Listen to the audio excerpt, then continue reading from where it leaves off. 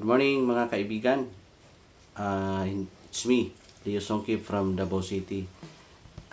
Magpapasalamat ako muli sa mga nag-subscribe sa atin. At yung hindi pa nakapag-subscribe ay alam ko po nanonood kayo sa aking video. And malaking tulong na po din sa atin. Yung pa hindi nyo pag-skip sa ating ads, so malaki din yun. So, ang papatungan talaga doon is yung pamimigay natin, At syempre yung pag-ocular visit natin, nagbibisita tayo ng mga farms. So doon natin yung kinukuha yung income natin sa pagbablog.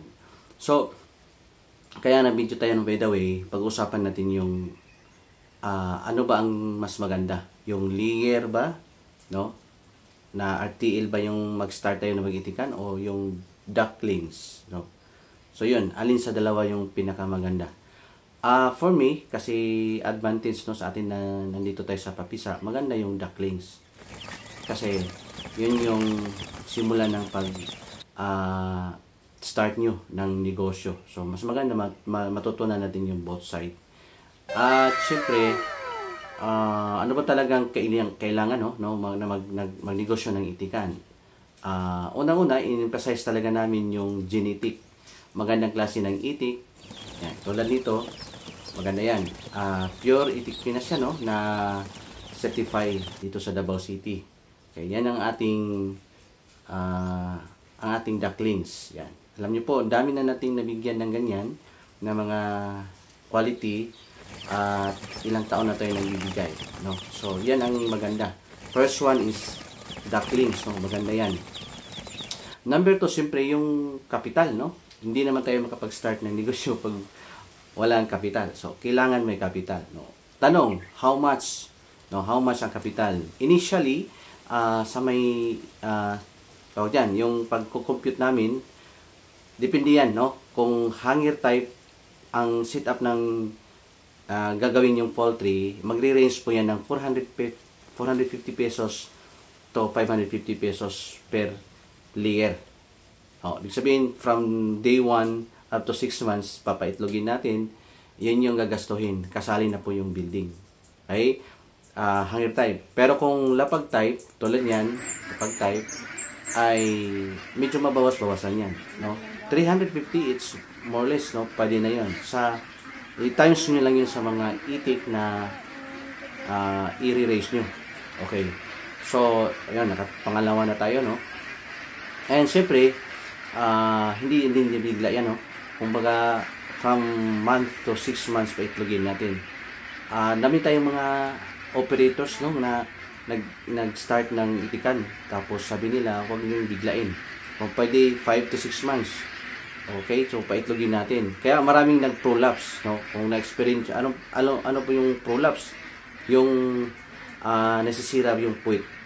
Kasi malaki yung itlog, tapos itlog ng itlog everyday, nasisira, nakakasakit. So, ibig sabihin, yung lumabas yung bituka dun sa paitlogan, yung ari nila. So, hindi siya maganda kasi aside na napadali natin siya na paitlog at sa sobra din yung mga vitamins na nilagay natin. So, yun, medyo na prolapse. So, mas maganda 6 months talaga, ang pagpaitlog natin. Preparation 6 months, So, number 2 na tayo. Number 3 is siyempre management. Tulad yan, malinis.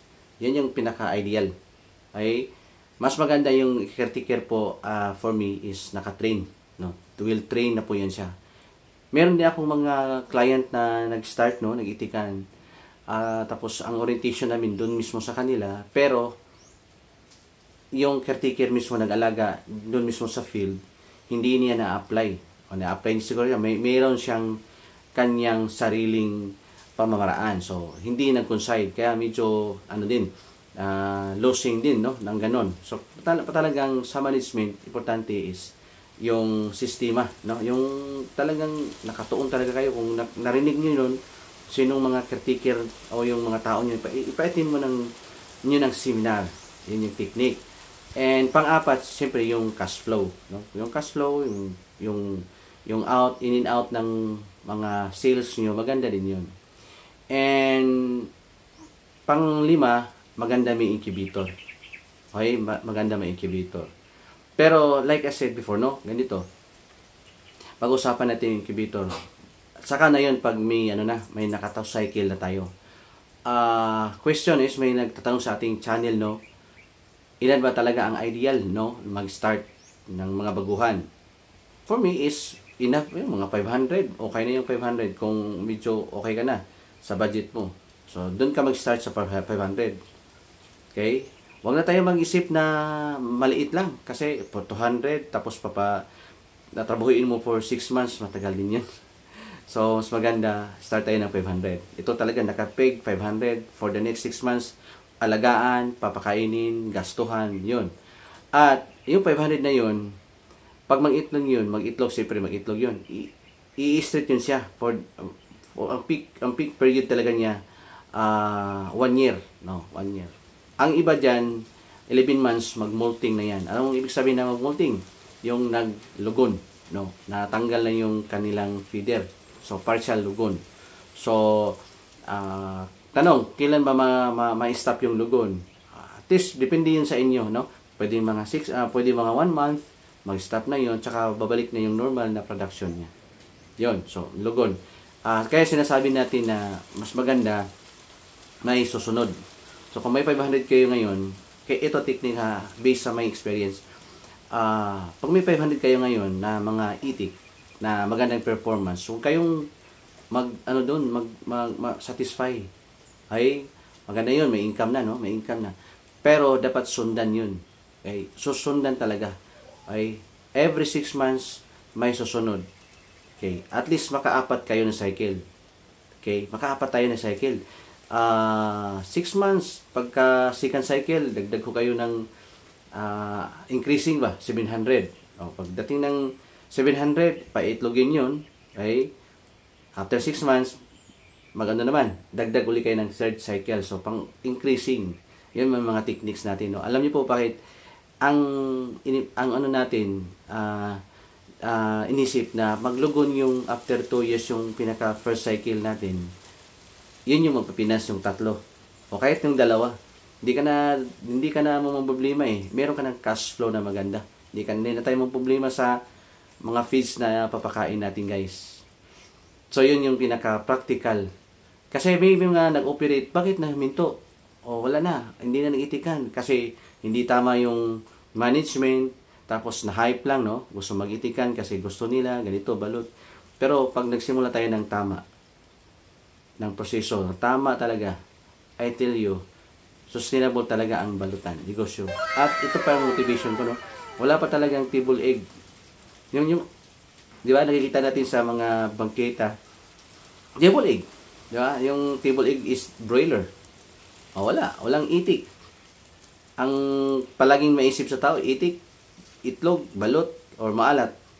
So, yun. Alam niyo po, i-touch niyo yung, kung nakarinig kayo sa mga narinig niyo itong aking vlog, i-touch niyo, isipin niyo yung market. Ilan ba talagang mga tao sa Pilipinas na papakainin natin? Nandito tayo sa food industry. Ilan ba talagang gusto mong papakainin? So, doon tayo tatarget natin yung fresh egg. Kumbaga, kung marami ka talagang puhunan, doon mo i-target.